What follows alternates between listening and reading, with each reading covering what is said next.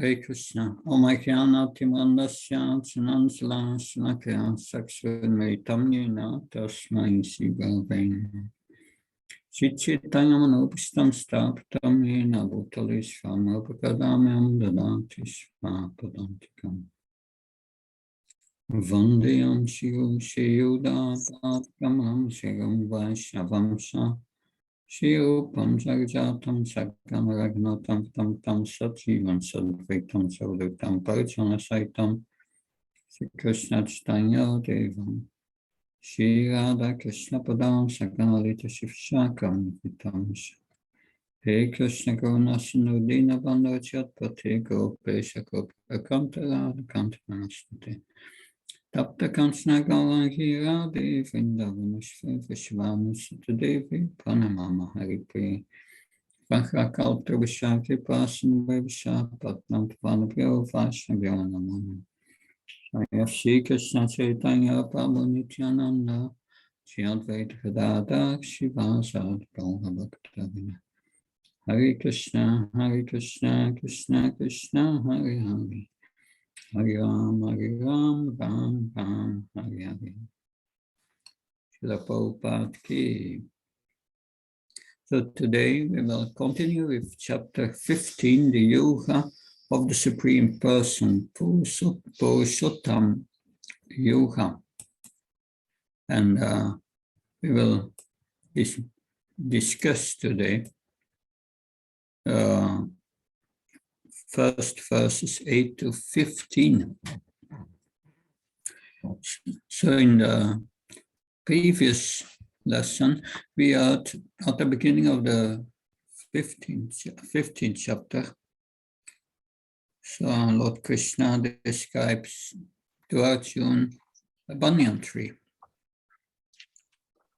And this is the banyan tree of this material world in which we are entangled. And Lord Krishna made the point that one should cut this tree with knowledge and attachment. But to get out of this tree, to liberate oneself, one must be free from false prestige. That one must understand one's eternal position, that remove all the lust, anger, greed from our heart, and become freed from the duality of happiness and distress, the happiness and distress of this body. That and finally surrender to the Supreme Lord. And then you can go back to the spiritual world. And because the spiritual world, Krishna say there, all the planets, they are illuminated from themselves. That there is no need of sun or moon, no electricity. That and one who goes there never comes back to this miserable material world. And then Krishna came to the point, Mamaivam Stochi Vedaka Jiva Buddha Sanatan, Anasastindayani Pagatistani Kasati. The living entities in this world are my eternal parts, part and parcels, and they are struggling very hard with the senses, especially the mind. So Krishna is now defined who we are. We are a part and parcel of Krishna. But unfortunately, we are all, for the moment, transmigrating from one body to another. And why are we transmigrating from one body to another? Because we want pleasure, sensual pleasure. That's the reason. And Krishna will say, one who is a transcendentalist, he can see that very clearly. But blind materialists, they cannot see these things. That so we should therefore know Krishna's position. He's our maintainer. We are the maintained. That so he's maintaining the universe. Is maintaining also us. And one should understand how Krishna is the compiler of Vedanta and the knower of the Vedas. That's a summary of the section we will now discuss. But first, the bad news. We are transmigrating. So can someone read a verse on the board, please? जी महाराज, हरे कृष्ण महाराज गणोत्पन्न शरीरम यद वाप्नोति यच्चाप्योत्करमीश्वरः गृहीत्वानि संयाति वायुर्गन्धानि वाशयात्. Translation: The living entity in the material world carries his different conceptions of life from one body to another as the air carries aromas. Thus he takes one kind of body and again quits it to make another. Hare Krishna. Yes, thank you. So that means that we are the living entity in the spirit soul. We can choose which body we will get in the next life. That how do we choose that? By how we act in this life. That because the subtle body carries all your conceptions under the kinds of the super soul to the next body. Srila Prabhupada explains that more detailed in the purport. That yes. Of course, getting bodies means struggle for existence. That's Lord Krishna in the previous verse. They are struggling very hard with the six senses, which includes the mind. That so we have a minute independence. That the change of one's body depends on us. That's our independence. That if one makes one consciousness like that of a cat or a dog, you will get a cat or dog's body in your next life. That and if your consciousness is fixed on godly qualities, you will become a demigod. And if one is in Krishna consciousness, one goes to the spiritual world, Krishna Loka, where one associates with Krishna. So our present body and our present activities are the background of the next body. That so the subtle body carries the conception of the body, and then it develops another body in the next life.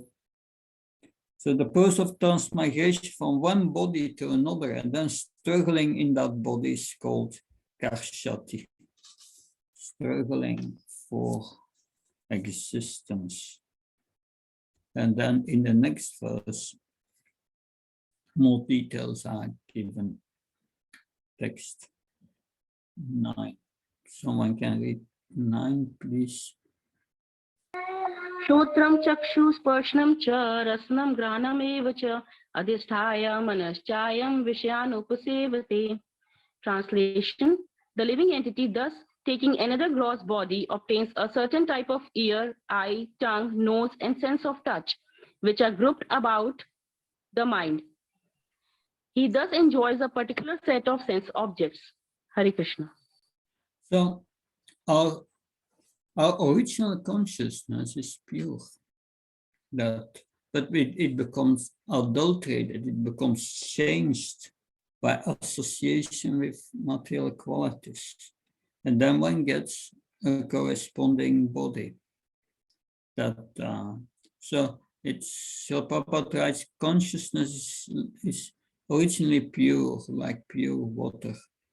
But if you mix with the water a color, then it changes. Similarly, our consciousness is pure, for the spirit soul is pure.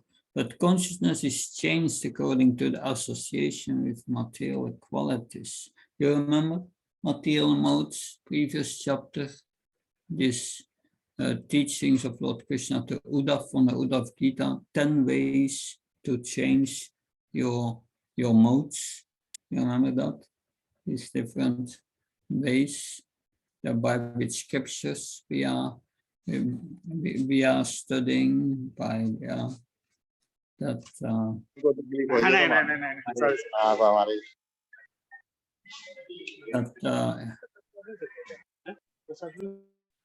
so our consciousness becomes changed. That's the point. And our real pure consciousness is Krishna consciousness. But if your consciousness is changed, then you get a certain material mentality. And according to that mentality, you get a body in your next life. And there are 8,400,000 species. From this 8,400,000, there are 400,000 human forms. Well, higher forms. Within this 400,000, also the demigod forms and so on are included. So this Lord Krishna says, the foolish person cannot understand. Someone read text 10, which is on the screen. Utkramantam sthitam vapi bhunjanam va gunanvitam vimudānānu pashyanti jnana chakshusha. The foolish cannot understand how a living entity can quit his body, nor can they understand what sort of body he enjoys under the spell of the modes of nature. But one whose eyes are trained in knowledge can see all this. Hare Krishna. So this is one of the 12 aims of Shastak study. Jnana Saksha, seeing through the eyes of the scriptures. That it requires a great amount of knowledge. That it requires understanding Bhagavad Gita and similar literature, which we are hearing from the bona fide spiritual master. So those who have developed spiritual knowledge can see that the spirit soul is different from the body, and that how changing its body, how one changes the body, and how in each body we are enjoying in different ways. That so such a person also can understand why we are suffering and struggling. That so we should come out of this and be Krishna conscious and liberate ourselves from all these bodies and go back to the spiritual world. Text 11. Text 11. Yes. Yeah, can someone read 11, please? Yatanto yoginaschainam pashyanti atmani avasthitam yatanto api kritatmano nainam pashyanti chetasaha. The endeavoring transcendentalists who are situated in self-realization can see all this clearly, but those whose minds are not developed and who are not situated in self-realization cannot see what is taking place, though they may try to. So Srila Prabhupada explains there are many so-called yogis that who proclaim that that they are liberated, but they don't know really what self-realization. That's different. Liberation and self-realization are different things. Liberation is realizing I'm not this body, I'm Brahman, I'm spirit. But that's incomplete, because one does not know yet who one is. One has realized I'm not the body, that's nice. But then one must realize, who am I? And Krishna said in text 7 that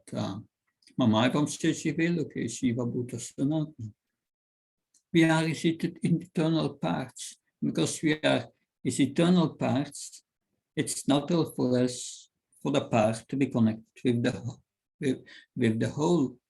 And that connection with the whole is devotional service. But many yogis are blind in that matter. They cannot understand what self-realization is.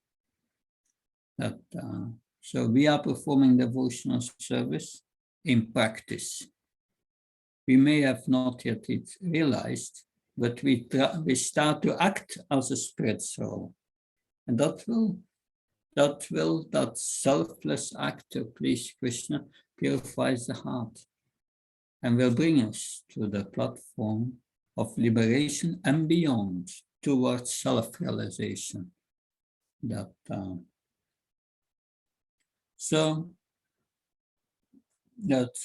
These so-called yogis cannot understand the process of transmigration of the soul. It's only the Bhakti yogas who are engaged in pure devotional service, they can understand things as they are. Okay? And then Lord Krishna started to explain how all living entities, how everything is depending on him. So can someone read 12? यद आदित्य गतम तेजो जगत भास्यते अखिलम यत् चंद्रामसि यच्चाग्नो तत्तेजो विधिमामकम. The splendor of the sun, which dissipates the darkness of this whole world, comes from me, and the splendor of the moon and the splendor of the fire are also from me. Yes. So the living entities, Krishna says, they depend on the sun, moon, fire for their existence. By appreciating how the sun, the moon, and fire are emanating from Krishna, once Krishna consciousness begins. So that's the beginning of understanding. Everything comes from Krishna. Everything is depending on Krishna. So that's the beginning of establishing knowledge. Understanding what Krishna explains here, that everything comes from him. It's his splendor.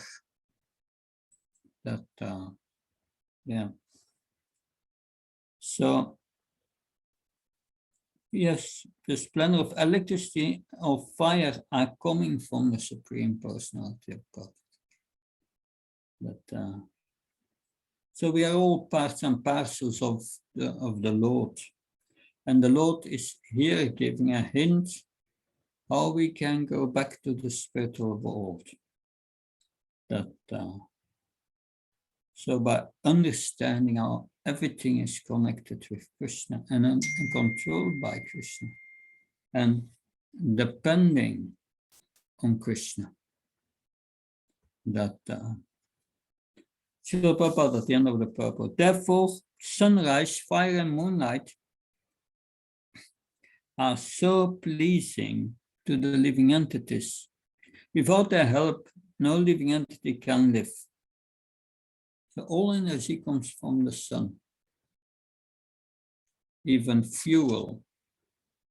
Fuel is energy that comes originally from wood, that from coal, that is transformed later into fuel. So all energy comes from the sun, and the sun, the light of the sun depends on me, Krishna says. If one understands that the light and splendor of the sun, moon, and fire are emanating from Krishna, then our Krishna consciousness begins. That by the moonshine, all the vegetables are nourished. So without the mercy of the sun, there cannot be the moon. Without the mercy of fire, the fire cannot be there without help of the sun. So without the help of the sun, moon, and fire, no one can live. And that comes from Krishna. So these are some thoughts to provoke our Krishna consciousness. The living entities depend on the sun, moon, and fire for their existence. By appreciating how the sun, moon, and fire emanates from Krishna, one's Krishna consciousness begins.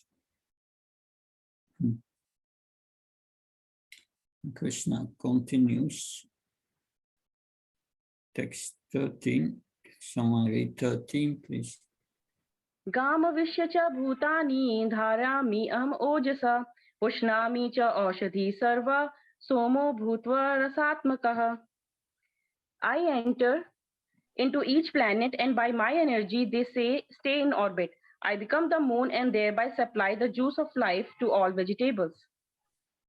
So Krishna enters the planet, but he does not only enter the planet.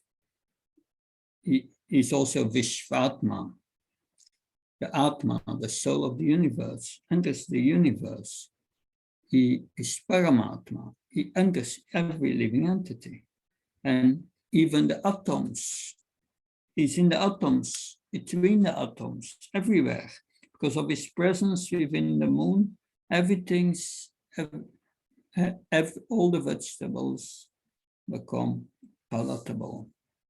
Very nice. So when there's a spirit soul, so a living man can float on the water. But when the spirit spark is out of the body and the body is dead, it will sink, Srila Prabhupada says. Similarly, all the planets are floating in space, and that's due to the entrance of the Supreme Personality of Godhead. So due to the moon's influence, the vegetables become delicious.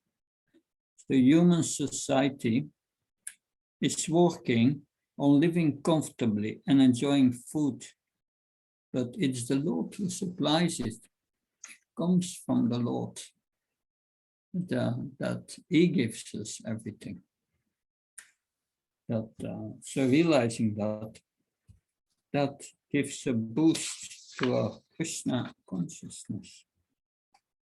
Text 14, Krishna continues. So, someone read, please.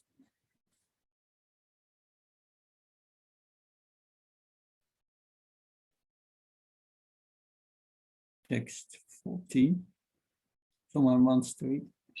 Aham veshvanno bhutva praninam dehamashrita pranapanna samyukta pachami annam chaturvedam. I am the fire of digestion in the bodies of all living entities, and I join with the air of life, outgoing and incoming, to digest the four kinds of foodstuffs. So Krishna says, I'm the digestion. So we eat and then we digest, but we don't know how it goes. And why it happens? It's all Krishna, the super soul, is arranging it. The super soul Krishna is making our heart beat. We miss one beat, finished. That Krishna makes blood circulating to the veins. That so Krishna does in previous verse he said yet it does not only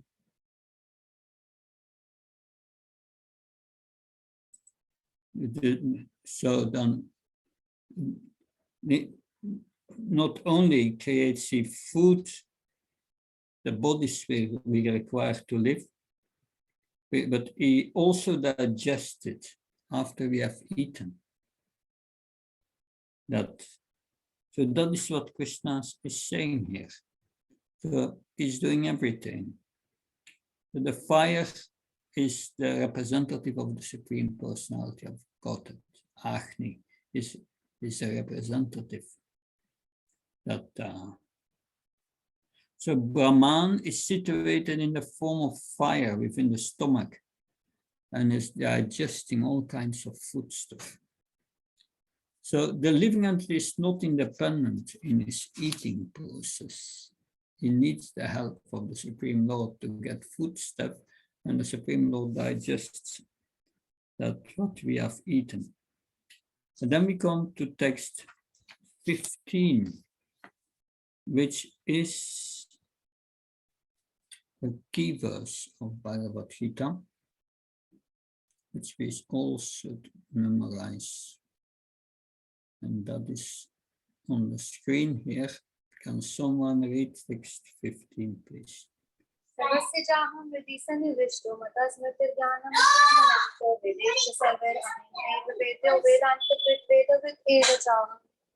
am seated in everyone's heart, and from me comes remembrance, knowledge, and forgetfulness.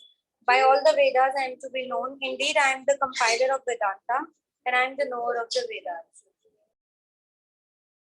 Yeah, thank you. So this is an important verse that we know that the Lord exists in three features: Vedanta Tat, Tattvavitas, Tattvam Jnanam, Tattvayam, Prameti Paramatmiti Bhagavan.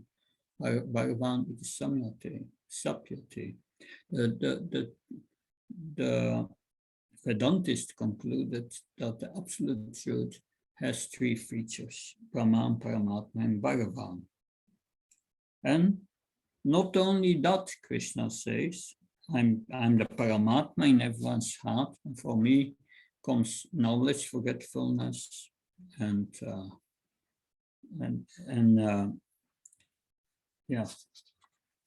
remembrance. So whatever we remember, whatever we forget, whatever we know, it's given to us by Krishna. It's good to know. You do devotional service and sometimes you don't remember something. You can pray to Krishna, please. Let me remember, Krishna, I need it for your service, if you so desire. See what happens. That's interesting. But Krishna says, yes, I'm not only in the heart of every living entity, but I'm not only Brahman, I'm not only Paramatma and Bhagavan, but I'm expanding also in the form of the Vedas. So Krishna is in our heart. And we may not know what we have done in our previous lives. But Krishna reminds us, he gives us the reactions so that he reminds us. He gives us intelligence to work and to forget our past lives. Good that we forget our past lives and all the frustrations we went through. If we would remember, we would not be able to live. That's too much frustrations. So in your previous life, you were a fly, and then an elephant came and If you remember all these things, it would be madness. But Krishna gives us also knowledge in the Vedas. Vedas sarvameva Veda. I'm to be known by the Vedas. I'm compiler of the Vedas. I'm the knower of the Vedas. He gives knowledge of the Vedas, how to live in this world and go back to God. That's the knowledge Krishna gives. So the living entity forgets everything of his past life, but he has to act according to the directions of the Supreme Lord, who is the witness of all his work. So the Vedas give the right direction to people so that they can properly mold their lives and come back to Godhead, back to home. So the Vedas offer knowledge of what? Of the Supreme Personality of Godhead, Krishna, knowledge about us, knowledge about our relationship with Krishna. These are three divisions of the Vedas. They are called Sambandha Jnana. Sambandha Jnana means is knowledge about Krishna, about us, and what is our relationship. If we have that knowledge, we can re-establish our relationship, Sambandha. Then not only Sambandha, it gives also Abhideya, how to act in that relationship. And what's the goal of that relationship? That's the third part, Prayojan, acting with devotion, love.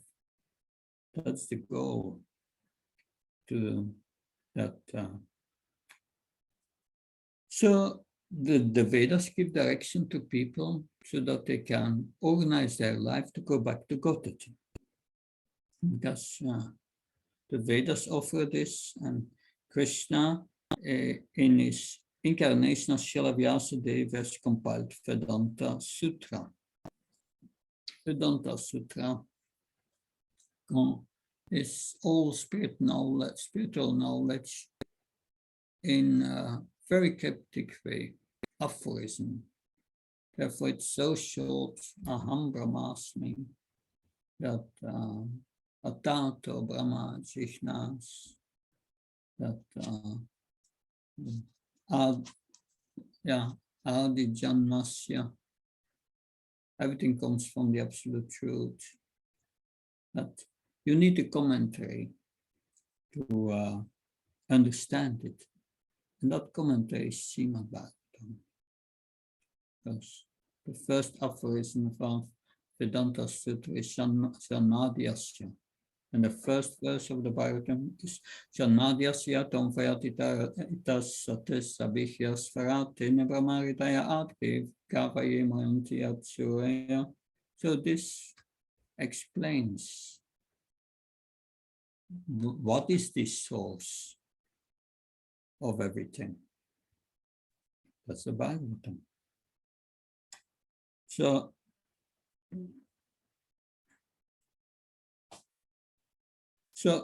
Srila Prabhupada writes, the Lord gives him the intelligence to renew his work where he ended in last life. You just get a new body. So that's not bad. A new body is more practical, an old body, a lot of trouble. So it's good to get a new body, Krishna's mercy, but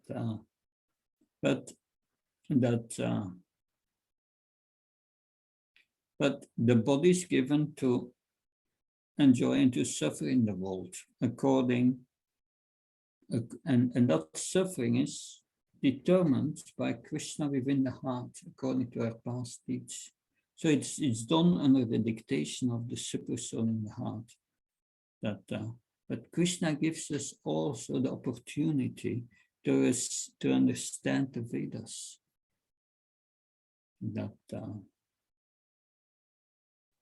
So why does he compiles the Vedas? Because he wants all living entity individually understand Krishna. Who is Krishna? So by Vedic rituals, discussion of Vedic philosophy and worship of the Lord in devotional service is attained. Srila Prabhupada writes. Therefore, the purpose of the Vedas is to understand Krishna. The Vedas give us direction to understand Krishna, not only to understand Krishna, also the process of realizing him. So the purpose of the Vedas is to understand the Vedas. And the goal of the Vedas are here defined. So by studying the Vedic literature, one can understand our relationship with the Supreme Lord. And by that, we can approach him and attain the supreme goal of going back home, back together, back to Godhead. So we have heard characteristics of the spiritual world. Krishna has described that in the spiritual world there is no need of sunlight, of moonlight, of fire or electricity. But in the material world, we need these things. And Krishna says, you need these things, and I'm the source of these things. Yes. So, purpose of the Vedas is Krishna.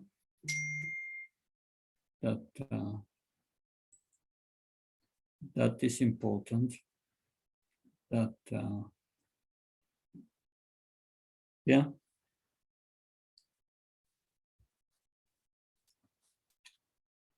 Of course, we hear that, but then the question is, how can we perceive the presence of the Super Soul?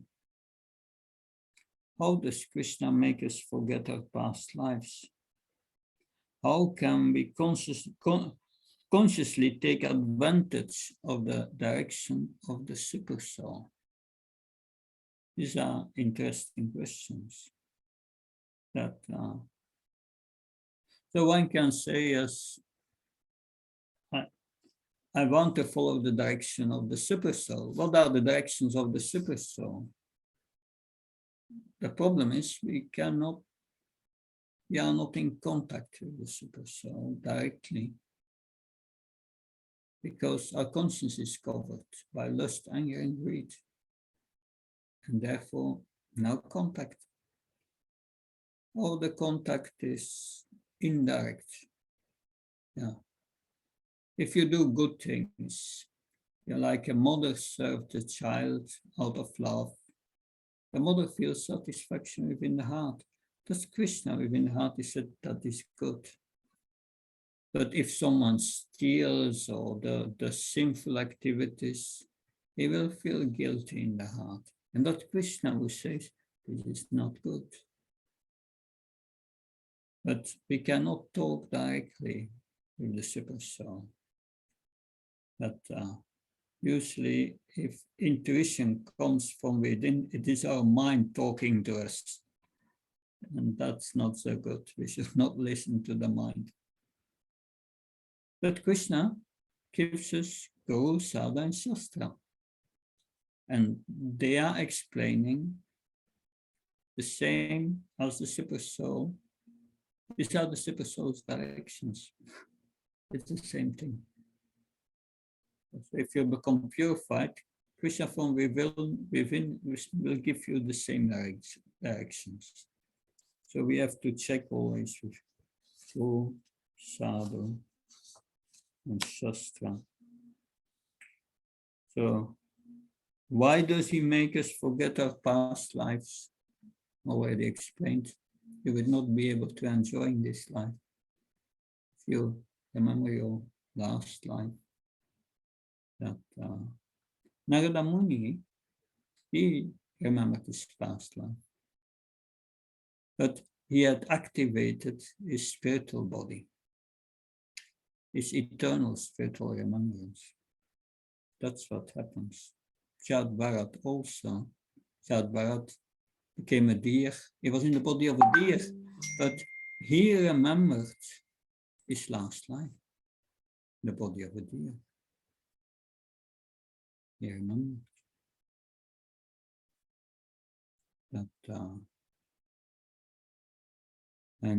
then he became, after a deer, he became Jat Bharat, the son of a Brahmin, and he remembered again his previous lives.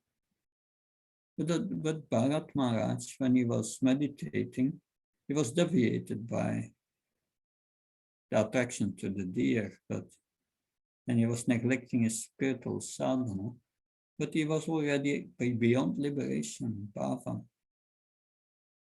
By that, he got, his remembrance became eternal.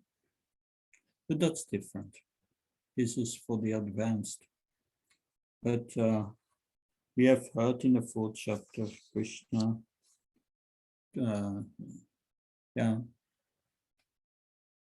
Lord Krishna says to Arjuna, you and me have gone to many lives together, but you forget your previous lives, and I do not, because you change body, and I don't. It's by changing bodies that we forget. That's the point. That if you move from one apartment to another, you forget the previous one, and the new one you have to check everything out the first time. It's like changing a residential quarters. That's so.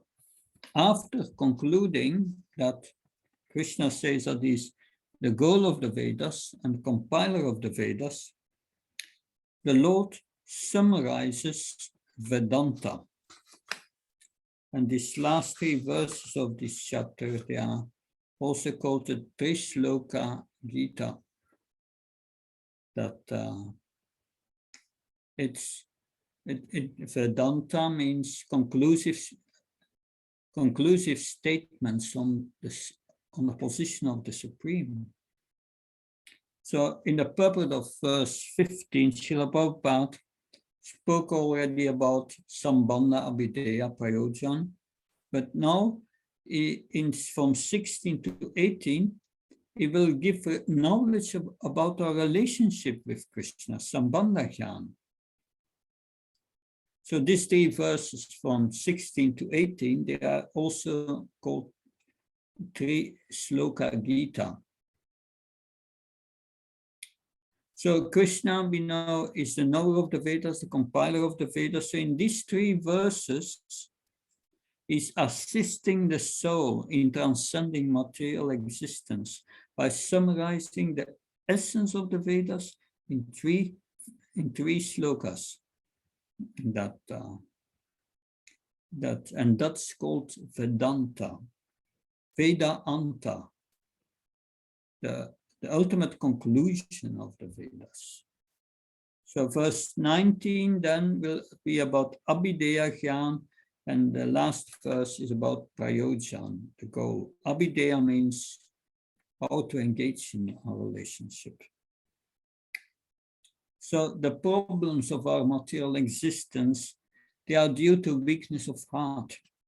We desire to lord over material nature, and it leads to attachment and a sense of proprietorship. This is mine. So we have heard the first 5 verses of this chapter. They are describing the process of freeing oneself from this weakness of heart. And the rest of the chapter, from 6 till 20, is about this Purushottam Yoga, with at the end, verse 16 to 18, Sambandha Jnana, verse 19, Abhideya Jnana, verse 20, Prayojan, the goal. So let's now first hear verses 16 to 18. I will just first read myself the verses. Tvamima Purushaloke Kshara Sakshra Evasa Kshara Sarvani Bhutani Kutasto Kshara Uchate. There are 2 classes of beings, the fallible and infallible, in the material world, every living entity is fallible. In the spiritual world, every living entity is infallible. Text 17. Besides these two, there is the greatest living personality, the Supreme Personality of God, the Supreme Soul, the imperishable Lord himself, who has entered the three worlds and is maintaining them. Because I'm transcendental, beyond the infallible and infallible, and because I'm the greatest, I'm celebrated both in the world and in the Vedas as the Supreme Person. So we must know who Krishna is and who we are. We are the infallible or infallible. The infallible are in the spiritual world. We are the fallible. We are fallen in this material world. But then there's the Supreme Lord. And whether fallible or infallible, we have a relationship with the Supreme Lord. Infallible are conscious of that relationship. The fallible, they are forgetting Krishna, but we have to become infallible again. That's the process of Krishna consciousness. So that's re-establishing our relationship. So the living entities within the material world are fallible, and those in the spiritual world are infallible. But being one in purpose with the Supreme Lord, oneness does not mean that we don't have individuality, but that there is no disunity. So oneness in purpose. So means oneness means that we are the soul is cooperating with Krishna by serving him with devotion, cooperating. That in the introduction of Bhagavad Gita, we have heard Srila Prabhupada using this word, describing the jiva is the cooperator. We are the cooperator with Krishna.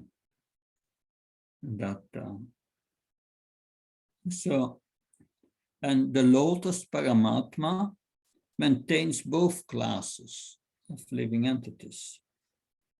But Krishna is above it. He expands himself as the illuminating Brahma Jyoti and localized Paramatma. So this is essential knowledge for our Sambandha, Jnana, Sambandha. Without that knowledge, you cannot re-establish your relationship. If you think you are equal to the Supreme Lord, no relationship. It's not possible. Yes. So let's go back. What Krishna says, a living entity can be divided in two classes, the fallible and the infallible. So when the living entity comes in contact with the material world, they are called jiva or jiva bhuta.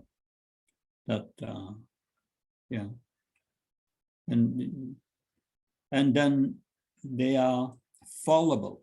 Ksara sarvani bhutani, they are fallible when they are coming in contact with the material world.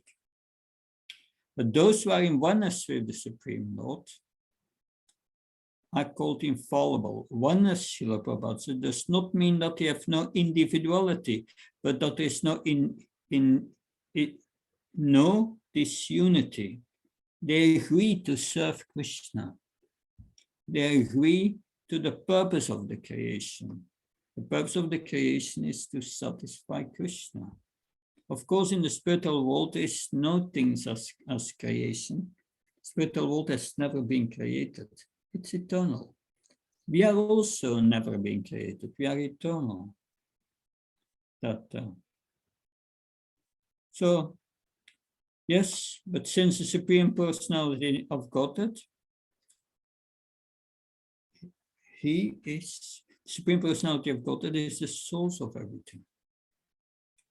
So that conception is here explained. So as long as a living entity is conditioned, his body changes due to contact with matter. And matter is changing, so living entity appears to be changing. But in the spiritual world, the body is not made of matter, therefore there's no change. In the material world, the living entity undergoes 6 changes: birth, growth, duration, reproduction, dwindling, vanishing. So these are the changes of the material body. In the spiritual world, the body does not change. There is no old age, there is no birth, no death. So changing its body. Therefore, they are fallible. In the spiritual world, they are not changing body. They are liberated always in oneness with the Lord. They agree to be the cooperator, serving Krishna. But above all these innumerable living entities, Krishna says, there are some who are liberated, that and also above all these conditioned souls, and above all these liberated souls also, is the Supreme Personality of Godhead. And he maintains all. Nitya Nityananam Cetana Cetananam is the greatest eternal among all eternals, and is the greatest living entity among all living entities. So the purpose is that among all living entities, both conditioned and liberated, above there is a Supreme Personality of Godhead who maintains them and who gives them the facility for enjoyment in different kinds of work and situations. But no one can surpass that Supreme Personality of Godhead. The conditioned and the liberated, no one can surpass him. So it's clear that the living entity and the Supreme Personality of Godhead are individuals. So now in verse 19,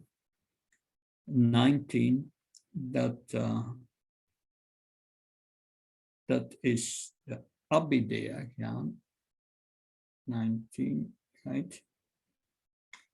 Yamami vamasam udochanati purushottam savavid bachati mam savavinabarata. Whoever knows me as the Supreme Personality of Godhead, without doubting, is the knower of everything. It therefore engages in devotional service to me, or son of Bharat. So that's the Abhideya. If we understand that, then we understand who we are, and then we can become self-realized. Because then only we can start to act as a spirit soul in the service of the Supreme Lord. And that is the science of how to engage in devotion service. Abhideya, that especially Nectar of Devotion concentrates in Abhideya, how to engage in devotion service. It's our manual for the Abhideya, how to engage in devotion service. 64 items of devotion service, 64 items to do. So that anyone who knows Krishna is actually the knower of everything, because everything comes from Krishna. So but the perfect knower, he doesn't waste time. He engages directly in devotional service in Krishna consciousness. So we must hear about Krishna from the right source. Srila Prabhupada stresses this hearing in the purport. He says, simply to hear like horse is not sufficient. One must be able to understand from the authorities. It is not that one should simply speculate academically. One should submissively hear from Bhagavad Gita that these living entities are always subordinate to the Supreme Personality of Godhead. Anyone who is able to understand this according to the Supreme Personality of Godhead is Krishna. According to the Supreme Personality of Godhead, Sri Krishna knows the purpose of the Vedas, and no one else knows the purpose of the Vedas. So we must understand that we are always subordinate to the Supreme Personality of Godhead. But yes, but one must hear from the right person through the parampara. Otherwise, one can speculate for hundreds of thousands of lives and not come to the point that Krishna is the Supreme Personality of Godhead and that we must surrender unto him. All this speculation for so many years is a useless waste of time. In conclusion, understanding Krishna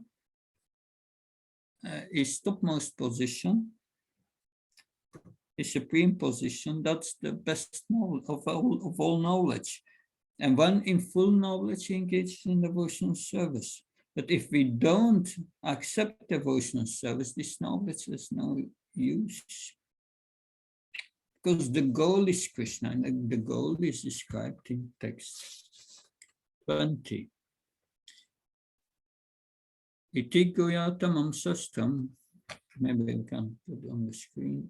So, idam uktam mayanaga, eta buddha buddhimansya, kitta kitya sabharata.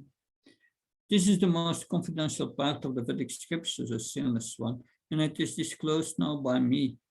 Whoever understands this will become wise, and his endeavors will know perfection. So this is the substance of all revealed scriptures. Understanding that these scriptures are given by the Supreme Personality of Godhead.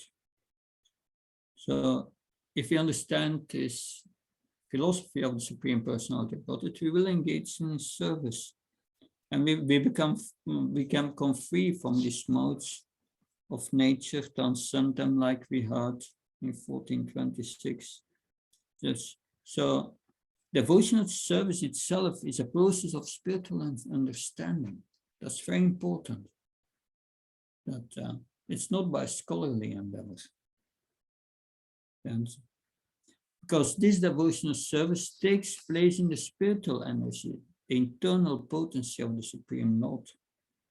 That also significant is that Lord Krishna here, Maya Anaga, is called Anaga, means is sinless. It is said that Srila Prabhupada writes, "Oh, sinless one means that unless one is free from all sinful reactions, it's very difficult to understand Krishna." But devotional service is so pure that once one is engaged in devotional service, it comes automatically to the states of sinlessness.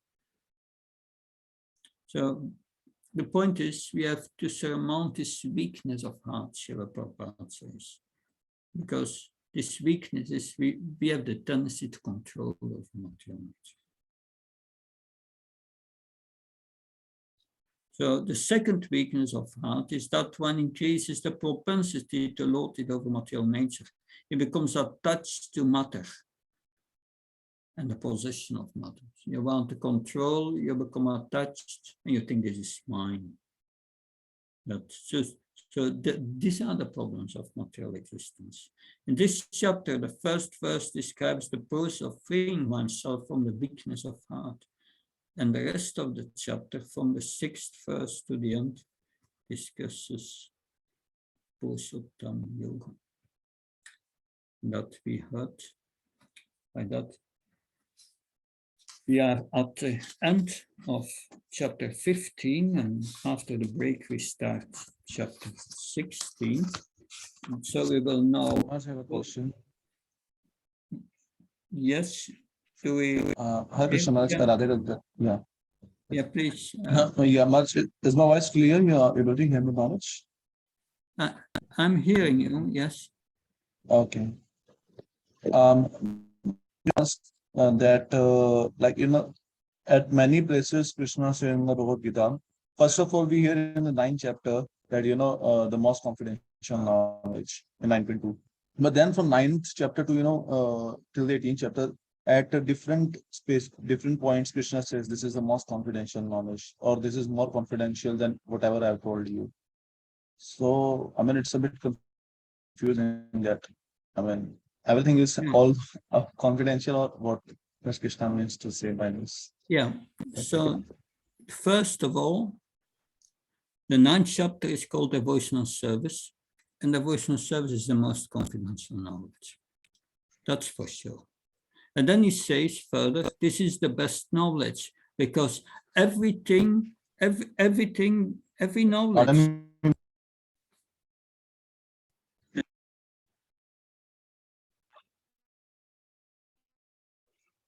I don't, the communication is. But so in the 9th chapter, Krishna says devotional service is the most confidential knowledge. And then in these chapters that we are going through, which is about jnana yoga, of jnana leading to bhakti, knowledge leading to bhakti, Krishna says, this in each chapter he says, this knowledge can liberate you, and therefore it's the best knowledge. So the best knowledge is what can liberate you. And there are many ways. There are many ways Krishna explains to attain that liberation. He gave us the 13th chapter, knowing the difference between Prakriti, Purush, and Kshetra, Kshetrajna, Jnana, Jnayam, 6 subjects. If we know how everything works, we can liberate ourselves from our entanglement. We realize we are not the body, and Krishna is the doer, and the soul does nothing. Of course, that may take a while for you to realize that. And then the 14th chapter, Krishna says, yes, you first have to come to goodness and then transcend goodness by devotional service. That's the best knowledge, because it leads to devotional service. Best knowledge is all knowledge leading to devotional service. That's the point. And in the next chapter, we will start after the break, developing godly qualities, or developing spiritual qualities, or developing demonic qualities. If we develop the spiritual qualities, we will also be able to liberate us. It's also the best knowledge, because it leads to devotional service. And in the 18th chapter, Krishna will become more specific. In the 18th chapter, Krishna says, now I will give you confidential knowledge, more confidential knowledge, and most confidential knowledge. And that is his final words. He says, confidential knowledge is 1854. That Brahma-bhuta pasyanatmana sostina kankshati. Samsavesha buchyam ad bhaktim labhate param. So the confidential knowledge is understanding that we are Brahman, spirit soul, and that we realize when we become peaceful, prashanatma. And then, Brahma-bhuta prashanatma, then one stops lamenting or hankering for things in this world. And then one becomes peaceful and realizes that one is a spirit soul. That's the first level. That's confidential knowledge. But more confidential knowledge is not only knowing that we are spirit soul. It's 1861 is more confidential knowledge. It's a higher level. And Krishna says there that Ishvara Sarva Bhutnam Ritisarunatistati Brahmyam Sarva Bhutanam Yantarutayi Maya. I'm seated in everyone's heart as a super soul, and I'm conducting the wanderings of all living entities while seated on a body made of material energy, a yantra. So I'm seated in everyone's heart. Knowledge of the super soul is more confidential, Because the super soul controls material nature. And we are not the doer. Super soul is everything. Maya Dakshana Prakriti. Krishna says, I'm controlling material nature as the super soul. But then the most confidential knowledge, Krishna says, gives in 1865-66. Manmana Bhavmapektomachi Mam Namaskar Mama Vaishya Satvite Patichana Priyosime. Always think of me, become my devotee. Offer worship to me. Offer your obeisance to me. In this way you will come to me.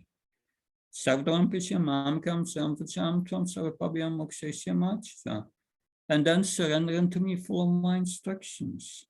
That's the most confidential knowledge. So you have these three levels. But all knowledge that leads to liberation is also the best knowledge, because it leads us to devotional service. Therefore, it's the best knowledge.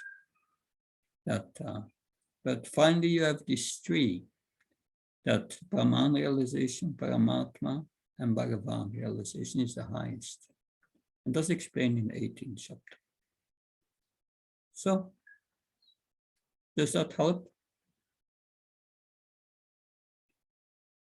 Yeah, you have to unmute. Yes, Maharaj. Yes, Maharaj. Okay, good. Thank you, Then Maharaj. we will now have a break of 10 minutes. Let's see, it's now 8 past. We resume at 20 past 8. And then we will see the first 9 verses of the 16th chapter, the divine and the demoniac natures. Thank you. Hare Krishna.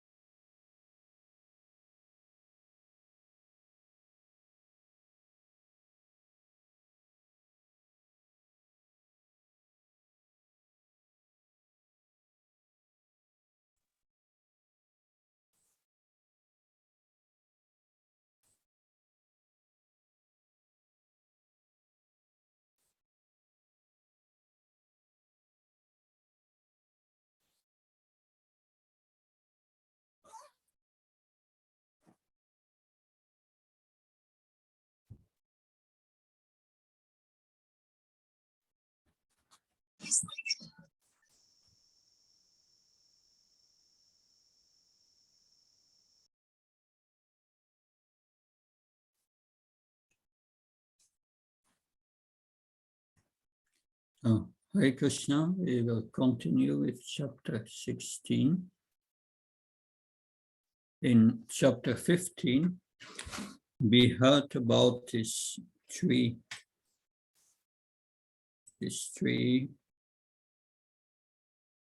going up and down,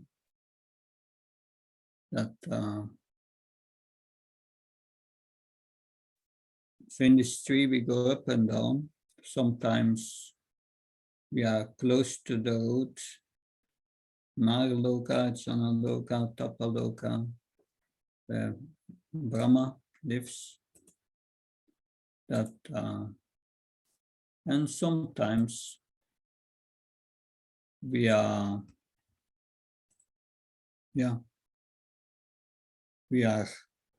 down in the tree, the hellish planets. That so in the 16th chapter, Krishna speaks how we go up and down in this banyan tree. That you have the divine branches, which are the upper planetary systems, and the demoniac branches, which are the lower planetary systems. And Krishna explained in the 16th chapter. First, he explains divine qualities, the qualities that elevate one on the tree and ultimate give liberation. And then he explains in details in this chapter, the rest of the chapter practically, the demoniac qualities by which one goes lower on the tree and ultimately to hell.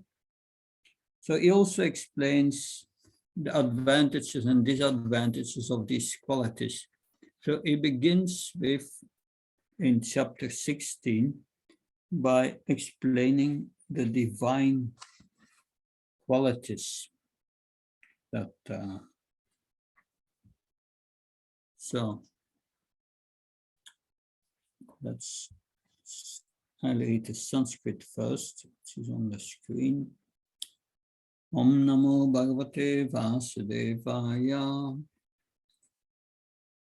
Shri Bhagavan Vacha Abhayam Sattva Samsute Jnana Yoga Vyavastiti Dhanam Dhamma Sajakya Sasvatyaya Staparayavan Im Satsatyamako Dastyaga Santya Paishanam Dayapate Sadolaptam Ardavam Rivasapalam Deyakshamte Titsacham Adranati Manita Bhavanti Sampadam Devim Apyatasya Bhagatam.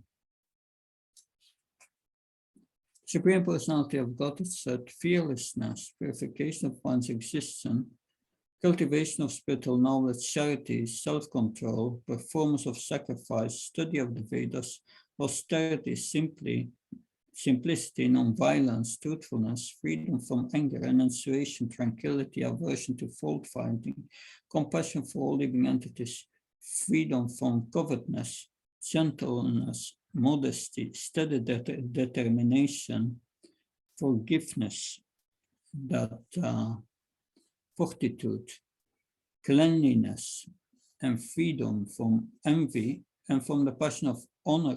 These transcendental qualities of Son of Bharat belong to godly men endowed with divine nature. That, so we see here Lord Krishna is describing these 26 transcendental qualities. And we should cultivate these qualities according to different statuses of social order, social and occupational order. That's the Varnashram. So the first qualities, first line, Abhayam Sattva Samstutir, Jnana Yoga Vyavastiti. These are the qualities of a sannyasi.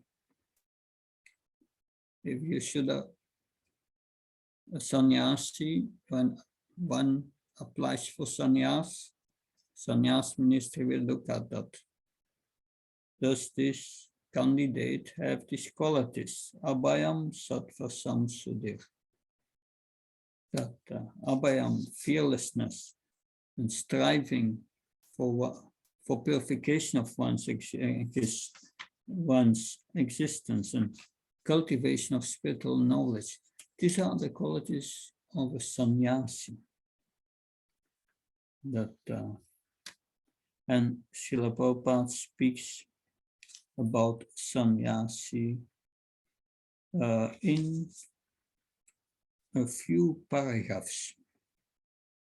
But before we go to that, I want to see here. I just have to look up something on my computer because I want to bring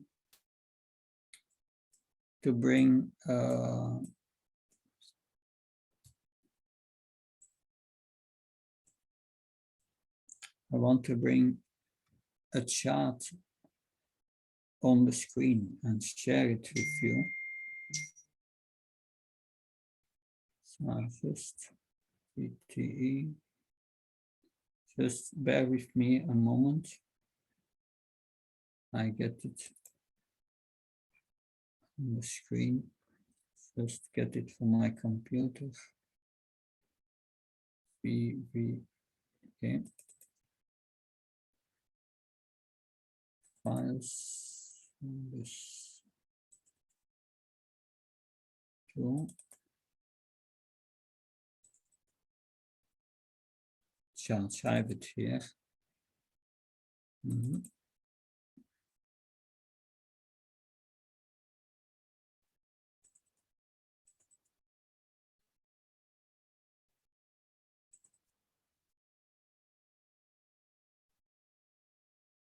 It's starting. Okay, let's share it with you.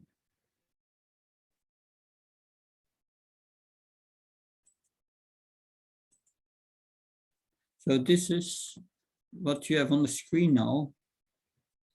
These are these 26 qualities which we are discussing here in these verses. That we have the first three. They are qualities of a sannyasi. That so Srila Prabhupada speaks about that. So a sannyasi should think, even if I live in the darkest region of a forest, I shall be accompanied by Krishna, and he will give me all protection. So this conviction, Srila Prabhupada said, that is fearlessness. That state of mind is necessary for a person in the renounced order of life. So that's a qualification of a sannyasi. And that, of course, then there's the second quality, purification of one's existence, sattva samsuddhi. There it is said, to purify his existence, a sannyasi must follow so many rules and regulations. That most important of all, a sannyasi is strictly forbidden to have any intimate relationship with a woman. For he is even forbidden to talk with a woman in a secluded place. Lord Chaitanya is an ideal sannyasi, and he was at Puri. His feminine devotees could not even come near to offer their respect. They were advised to bow down from a distant place. This is not a sign of hatred for women as a class, but it is a stricture imposed on the sannyasi not to have connections with women. One has to follow the rules and regulations of a particular state of life in order to purify his existence. For a sannyasi, intimate relationship with women and possession of wealth for sense gratification is strictly forbidden. And then Srila Prabhupada speaks about Shota Haridas. Shota Haridas looked lustily on a young woman, and Lord Chaitanya was so strict that he at once rejected him from the society of his personal associates. Of course, Lord Chaitanya is a super soul in everyone's heart. He knows what Haridas Thakur was desiring, and that was the problem. But another feature for a sannyasi is jnana, yoga, vyavastiti. He must be constantly be engaged in cultivation of knowledge. But why? Because he must distribute his knowledge to householders who have forgotten their real life of spiritual advancement, Srila Prabhupada writes. It's a duty of a sannyasi. If he is actually advanced and so ordered by the spiritual master, he should preach Krishna consciousness with logic and understanding. And if one is so advanced, one is not so advanced, he should not accept the renounced order of life.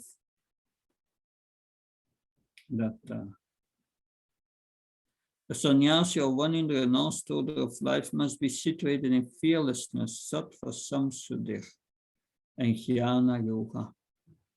Yeah. And then the next items we see here on the screen: charity, self-control, performance of sacrifice. These are, Srila Prabhupada writes, these are items meant for the householders. Charity is meant for the householders. That's the duty of a householder. Charity. That the devotee of Srila Prabhupada, I'm just married. What's my duty as a householder? What's my relation with my wife? Srila Prabhupada said, you ask your wife to cook. After cooking, you offer it to the deities. And after it's offered to the deities, you go out and you call 3 times, prasad is ready. Everyone who wants to come, please eat. And then you serve all those who want to eat. And after that, you can eat. So that's, but of course, the devotee said, yes, but Prabhupada, I think you did not understand me. What's the relationship with my wife? I'm just married. Srila Prabhupada said, you ask your wife to cook. And after cooking, you offer it to the deities. And then you go outside and call 3 times. Everyone who is hungry should come and take prasad. And the devotee was not satisfied, and he asked a 3rd time, but Prabhupada, what's the relationship with my wife? And he said the same thing a 3rd time. So that means married life is not meant for sense gratification. It's meant to cooperate together in Krishna consciousness. And the first duty is charity, distribution of prasad to all those who need. That was in the Varnashram system. So charity is meant for the householders. When Bhaktisiddhanta Saraswati was with disciples, it was a parikram in Vrindavan, and he saw that his householder disciples did not give to the beggars. He would chastise them and say, it's your duty. So the householder should earn a livelihood by an honorable means and spend 50% of their income to propagate Krishna consciousness all over the world. That's the greatest charity. Charity should be given only to propagate Krishna consciousness all over the world. That is charity in the mode of goodness. Good. That's 50% at least. And then Dhamma, self-control. householders must control their senses. Although he has a wife, a householder must not use his senses for sex life unnecessarily. There are restrictions for the householders even in sex life, which should only be engaged for the propagation of children. If it does not require children, he should not enjoy sex life with his wife. Modern society enjoys sex life with contraceptive methods or more abominable methods to avoid the responsibility of children. This is not a transcendental quality, but it is demoniac. Srila Prabhupada writes. Then sacrifice. That's the next point. Forms of sacrifice performed by the householders. So that was the tradition in the Vedas. All householders should perform Agni-hotra sacrifices. And Srila Prabhupada explains in the purport, they should perform Agni-hotra sacrifices as enjoined in the Vedic literature. So this is everyday svaha, offering oblations in the fire. But Srila Prabhupada said, but in this age of Kali, the best sacrifice is Sankirtan Jahya, and the chanting of Hare Krishna, Krishna Krishna, Hare Hare, Hare Ram, Ram Ram, Hare Hare. That's Srila Prabhupada said many times. You have a family, in the morning and the evening you should chant Hare Krishna together. So Aradhya Gadadhar, please. Maharaj, can you elaborate more on Agni-hotra sacrifices? What are they? Can you tell me something in detail about them? Yeah, in the Vedic system, Agni-hotra sacrifice had to be performed by the householder daily. And they must maintain the fire, the holy air.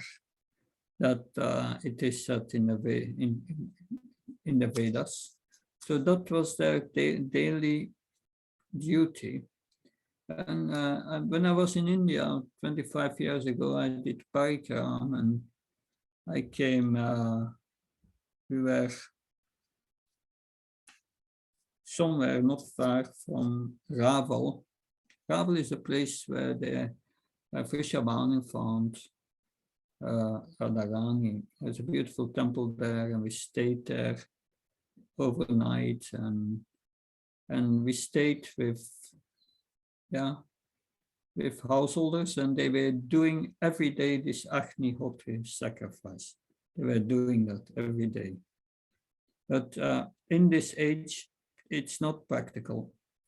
So there's a higher sacrifice for this specific for this age, and that is the Sankirtan Jahya. Of course, we do also sometimes sacrifices which are similar. When we have the samskaras, initiation, we have a sacrifice that, but in the Vedic times they did that daily. At least the Brahmins did that daily. That's what I can say about it. Much more things about to say, technical details of the Agni-hotra sacrifice. They are in the Vedas. The Vedas, you have 4 Vedas, the Rig Vedas, Atharva Vedas, Yajur Vedas, and Sama Veda. But each Veda has 4 parts. The first is the Samhita. The Samhita is the text. And then you have the second part of the Vedas, is the Brahmanas, is how to pronounce the hymns correctly, because that was very important during a sacrifice. And the third part are the Aranyaka. Aranya means forest, because for each Veda there is a sacrifice described and how to perform that is in the Iranyaka. How Aranya, yeah. Which spoon you have to use, how to build the Agni-Hotra sacrifice area, and how to do all these things that's described there. And then the fourth part is the Upanishads, the knowledge to the Vedas. Each Upanishad corresponds with a certain Veda. Like we have the Shios Upanishad is one of the Upanishads related to the Yajur Veda. And that's technical, but if you are interested, you can find all the descriptions there of these Yagyas, and Agni-Hotra is part of that how to perform it. But like I said, Prabhupada is not recommended. He says for this age, the chanting of Hare Krishna, and it's easy. It doesn't cost anything because these sacrifices are expensive. You have to take ghee and all these fruits around, and does that help? Yeah, Maharaj. And Maharaj, like it's specifically mentioned only for the Grihastha class. So does that mean that, is it something in relation to getting rid of sins that are committed in the house of life? Like in trying to earn money. What's the significance of that? That it's only mentioned for the significance of the sacrifices, because in the fire, through the mantras, appears Lord Vishnu. They are worshipping Lord Vishnu in the fire. And you will read that in the Bhagavatam, because Kashyapa Muni is a mystic yogi. He meditates, and sometimes he's away, he's in samadhi, and his wife, Aditi, I think, she performs the sacrifice on his behalf while he's away, because once he came back, that's in the Bhagavatam, and he saw that Aditi was troubled, and said, what happened? Why are you morose? Did you not offer daily the oblations into the fire? He's saying. That's a verse in the Bhagavatam. So he followed his Agni-Hotra sacrifice. You can see the tradition is there for householders in the Bhagavatam. These are references. Good, we continue. That is, then we have austerity, simplicity, non-violence. So is in Sanskrit is austerity, Svatiyas Tapa Aryavam. Svatya, study of Vedic study. Now we come at the Brahmachari, duty of the Brahmachari, study of the Vedas, austerity and simplicity. Three, so Svatya, Vedic study is meant for the Brahmacharya, for the student. Brahmachari should have no connection with women. They should live a life of celibacy, engage their mind in the study of Vedic literature and cultivation of spiritual knowledge. That is called Svatya. Tapas, austerity is meant for the retired life. So the austerity is for the vanaprastha. One should not remain a householder throughout his whole life. He must always remember that there are four divisions of life: Brahmacharya, Grihastha, Vanaprastha, and Sannyas. So that's an instruction for all of us. That once you are 50 and the children are grown up, that you are free from the children, then you must take Vanaprastha.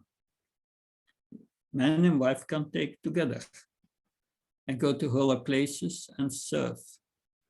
But we should all take at least vanaprastha. So after Hyasta householder, one should retire. If one lives for 100 years, one should spend 25 years in student life, 25 in household life, and 25 in retired life, and 25 in the renounced order of life. Of course, so it indicates here sannyas should normally not be taken at a young age. But Srila Prabhupada made exceptions that to get the movement going on, they needed young sannyasis.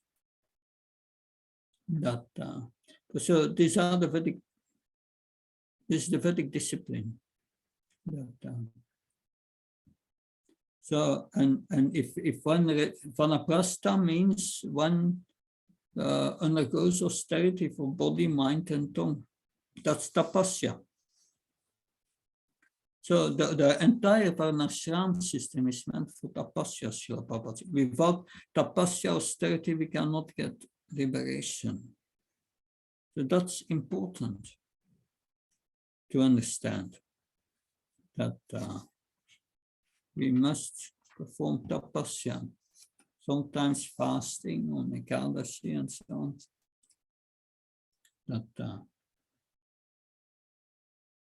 So then, as far as the Brahminical quality of simplicity is concerned, not only should a particular order of life follow this principle, but every member, whether he is in his brahmachari, ashram, grihastha, vanaprastha, or sannyas, one should be very simple and straightforward. Ahimsa means not arresting the progressive life of any living entity. That means every living entity must be in a body for some time. The animals, they must be in a certain body for some time, and then they go to the next level, a higher animal body, also for a number of lives, and then again a higher. So that's a progression. And stopping that progression, Srila Prabhupada said this is violence. If one kills an animal to eat it, it's violence. Because one is stopping the progressive life of a living entity.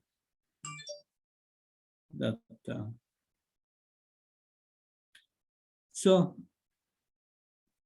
Srila Prabhupada writes, at any rate, when there is ample food supply for humanity, persons who are desiring to make advancement in spiritual realization should not commit violence to animals. Real ahimsa means not checking one's progressive life. Animals are also making progress through their evolutionary life by transmigrating from one category of animal to another. So their progress should not be checked simply to satisfy the palate. And then Srila Prabhupada speaks about satyam, truthfulness. So mostly when one lies because otherwise, if the truth comes in at light, then I will miss a benefit. So you may lie to get a job and not present the real facts. So one lies for personal interest. So satyam means one should not distort the truth for personal interest. So shruti means that one should hear from the authority. One should not construe some interpretation for his personal interest. And then the next quality is akrodha. Akrodha means to check anger. If there is provocation, one should be tolerant. For once one becomes angry, his whole body becomes polluted. Anger is a product of passion and lust. As one who is transcendently situated should check himself from anger. So that is a great test. Try not to become angry at any cost. Sometimes difficult. But if one becomes purified, it will be possible. Then Ri means that one should be very modest. One should not perform some act which is abominable. Yeah, no sinful acts. Achapalam, determination means that one should not be agitated or frustrated in some attempt. So that's the determination of a yogi, unfailing in success or failure, but I will go on with my service, whatever happens. So there may be failure in some attempt, but one should not feel sorry for that. We should make progress with patience and determination. Nectar instruction. Utsaya Nisaya Daryat. Nisaya Daryat, with patience and determination. The word tejas. So tejas, that's for the Kshatriyas. That means power. Kshatriyas are always very strong, able to give protection to the weak. And then you have Saucham, cleanliness. Cleanliness, but Srila Prabhupada said cleanliness of the body, but also of the mind. That cleanliness means also for mercantile people, they should not deal in the black market. Nati manita, not expecting honor. That's for the Sudras, Srila Prabhupada says. That they are considered the lowest, but they should not be puffed up with unnecessary prestige or honor and should remain in their own status. So these are all 26 qualities that. So I have a question here in the chat, my Gaurav. Do Grihasthas need to give 50% salary to their whole life? A devotee told me that Rupa Goswami gave 50% only on his retirement, not only to his own life. Can you please clarify? Of course, Rupa Goswami retired and then he distributed his wealth like this. And after that, he had no income anymore, nothing to give, because he became Sannyasi and Babaji that gave everything up. But if you have a regular income, yes, 50% of your profits, Srila Prabhupada says, that should be given to support. But that can in different ways. That at house, yeah, you have to shop for the deities, and then you offer, and then you distribute as part of the 50%. Srila Prabhupada is very specific here. You should give it to the Krishna consciousness movement for the preaching. So Grihasthas should invite people in their house and preach to them and give them prasad. And that's also a part of it. So there are different ways to realize this 50%. So I'm going to share another thing.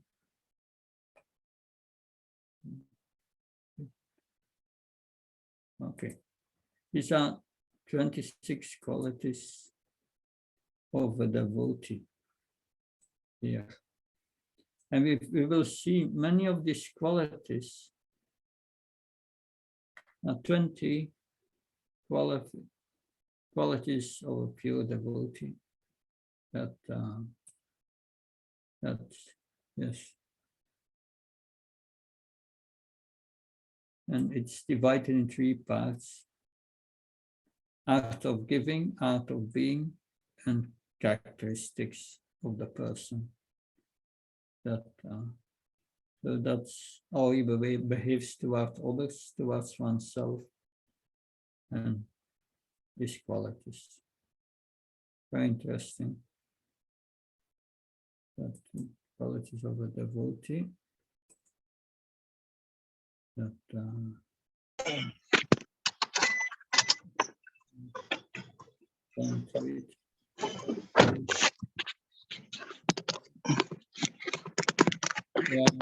any questions, please? I think mic of Rasam and Krishna is unmuted. Maharaj, your host, you can mute him. Rasam Krishna's his mic, you can mute him because you are the host. Don? Any question? Yeah, I have a question, if I may. Yes, sure. Yeah, are these the devotees' qualities that you've shown, Maharajji? Are these kind of? I mean, it's I think a very naive question. Are these either or mutually exclusive, or how many you need to have to be a devotee? That's mentioned in the. I was just going to say. Srimad Bhagavatam. Yasyasti Bhaktir is 5:18:12. Yasyasti Bhaktir Parvati Kanshana Saverkanas Tatra Samastesra Rav Bhaktasi Kuturmat Kuna Manorit Nasti Davturbai. Prayers of the residents of Shambhudvip. All the demigods and their exalted qualities, such as religion, knowledge, and renunciation, become manifest in the body of one who has developed unalloyed devotion to the Supreme Personality of Godhead. So all these qualities will develop in the body of one who has developed unalloyed devotion to Supreme Lord. So they will all manifest. And we can see Srila Prabhupada, he had all these qualities as a pure devotee. But that's a pure devotee. Not so pure, he will have certain of these qualities. So, does that help? Yes, thank you. Someone else? Okay. Then Monday, we will start with the demonic qualities and finish chapter 16 and start the first section also of chapter 17. Thank you very much. Looking forward to see you next week. Have a good weekend. Jai Prabhupada. Thank you, Maharaj.